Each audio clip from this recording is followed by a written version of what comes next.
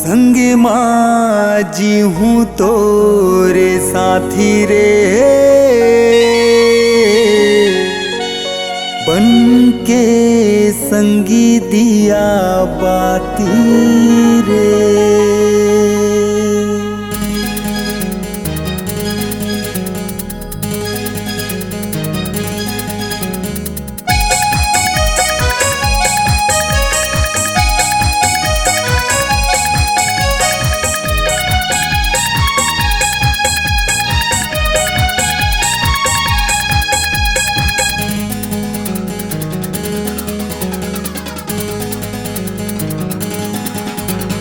संगे माँ तोरे संगे माँ जी हूँ तोर साथी रे, बन के संगी दिया बाती रे।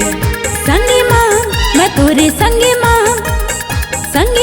जी हूँ तोर साथी रे, बन के संगी दिया बाती रे। तै मोरे जान तै मोर परान, तै मोरे जान तै मोर परान, सुन ले जीवन साथी रे।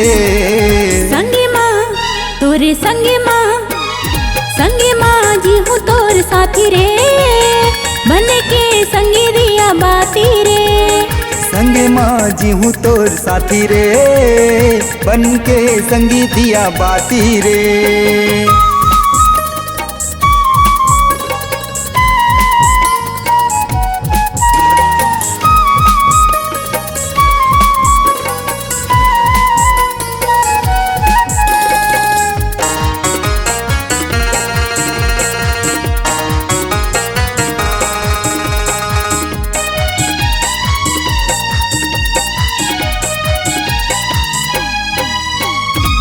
एक शरीर दो जान है, आँखी के पुत्री परान है, आँखी के पुत्री परान है।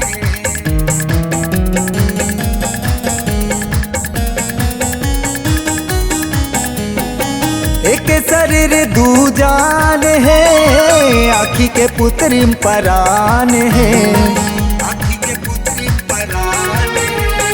संगे माँ तोरे संगे माँ जी हूँ तोर साथी रे, बन के संगी दिया बाती रे। संगे माँ जी हूँ तोर साथी रे, बन के संगी दिया बाती रे।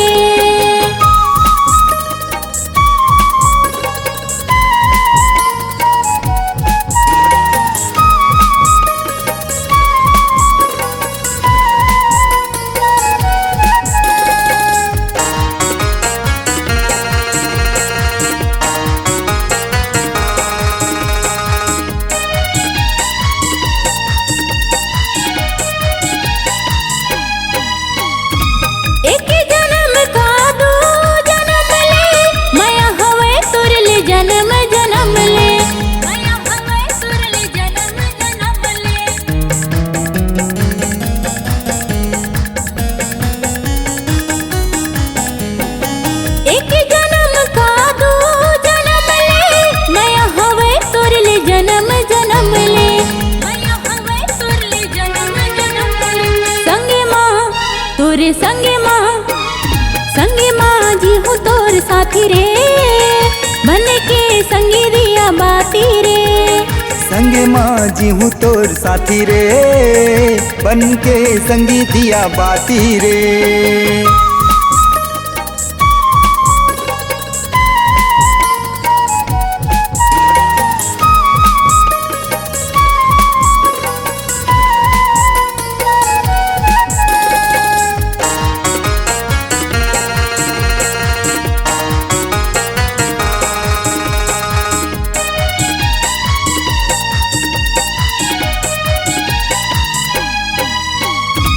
मैं किसन तै मोर राधा बन जा, जन्म जन्म के बंधनामा बंध जा, जन्म जन्म के बंधनामा बंध जा।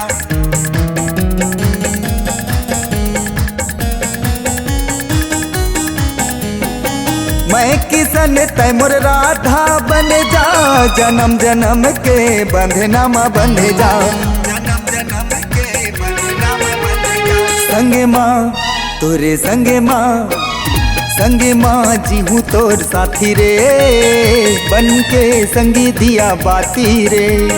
संग माँ जी हूँ तोर साथी रे, बन के संगी दिया बाती रे। तै मोर जान, तै मोर परान, तै मोर जान, तै मोर परान। सुन ले जीवन साथी रे। संगे माँ तोरे संगे माँ, संगे माँ जी हूँ तोर साथी रे, बन के संगी दिया बाती रे। संग माँ जी हूँ तोर साथी रे, बन के संगी दिया बाती रे। बन के संगी दिया बाती रे, बन के संगी दिया बाती रे, बन के संगी दिया बाती रे। हाँ बन के संगी दिया बाती रे।